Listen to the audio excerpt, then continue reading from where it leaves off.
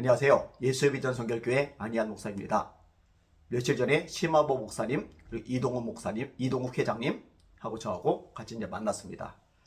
만나서 식사도 맛있게 하고 또 이야기도 다양하게 나누면서 서로 격려하고 힘이 되는 시간을 가졌습니다.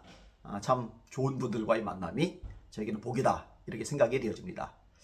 위 회장님이 썼던 글 하나를 읽어드릴 겁니다. 전광훈 집단이 뭐가 사이비 행태냐고 이런 주제입니다. 사이비 행태 맞죠? 11가지 이유가 있습니다. 1. 사랑결교회 헌금은 전광훈 마음대로 쓰고 사후 보고도 안 하는 집단이란다. 사이비 집단이 보여주는 행태죠. 2. 교회 헌금을 가지고 빌라 50채 투기한다. 이런 데 쓸 돈이 있나 봐요. 50채나 살 만큼. 그 돈으로 코로나 기간에 10,000교회 이상이 문 닫았다는데 어려운 교회들 좀 지원하지. 해외 선교사님들 참 많이 힘들어지는데 선교에 좀 지원을 하지. 3. 교회 헌금 가지고 구매한 아파트에 출가한 아들, 딸이 산다. 바람직하지 않죠. 보통 정상적인 교회에서 이런 일들이 발생한다면 대부분 난리가 나죠. 사이비 집단은 난리가 안 나요. 교주님 뜻대로 이런 자세가 있으니까요. 4. 교회 돈으로 유튜브 매수하는데 사용하고 교회 돈으로 시민단체장 매수하는데 한 달에 3억 이상 사용하고 자기 마음대로 이 사람 저 사람에게 몇 억씩 뿌리고 어디에 얼마를 썼는지 추종자에게 보고조차 없다. 이런 곳에 헌금하는 사람은 뭔가? 그렇죠. 이런 데 헌금하는 사람은 미련한 거죠. 가스라이팅이 심하게 돼서 이성이 마비되고 판단 능력이 부서진 사람들인 거죠. 5. 교회는 아빠 전광훈 것이나 아들에게 싹 물려준단다. 있을 수 없는 이야기죠. 아들 보고 독생자라고 그래요. 독생자는 예수님입니다. 하나님이 세상을 이처럼 사랑하사 독생자를 주셨으니 이는 저를 믿는 자마다 멸망치 않고 영생을 얻게 하려 하심이리라. 6. 전광훈 딸이 운영하는 자유일보에 추종자들 1만 원씩 매달 내라고 하고 교회 헌금으로 10억 이상 지원한다. 정상적인 교회, 제대로 된 교회에서는 있을 수가 없는 일이죠. 7. 대법원 82억 판결 난 것을 대법원 판결 지키지도 않고 추종자 선동해서 동네 주민들 공간에서 500억 뜯는다. 근데 이것조차도 욕심을 더 내다가 무산이 되어버렸죠.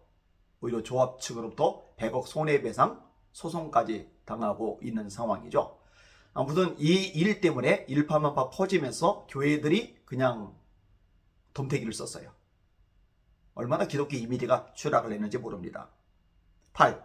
인천공항 땅 불법 점관 스카이 72 골프장 대법원 명도 판결 난 것도 광신도들을 애국이란 명목으로 동원해서 대법원 판결을 무시하고 국법 질서 파괴 행위를 일삼는다.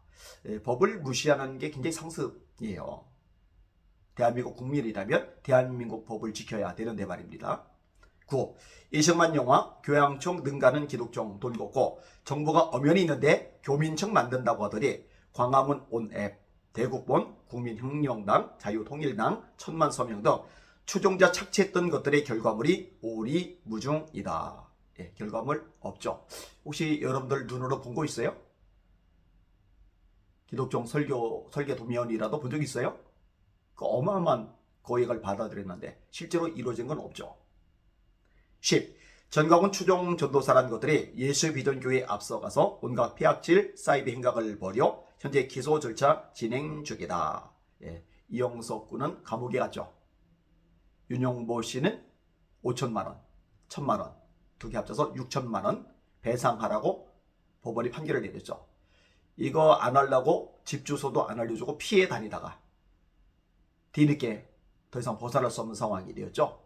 판사가 오히려 윤용보 씨한테 벌금이 아니라 징역으로 하려고 하는 상황이 있잖아요.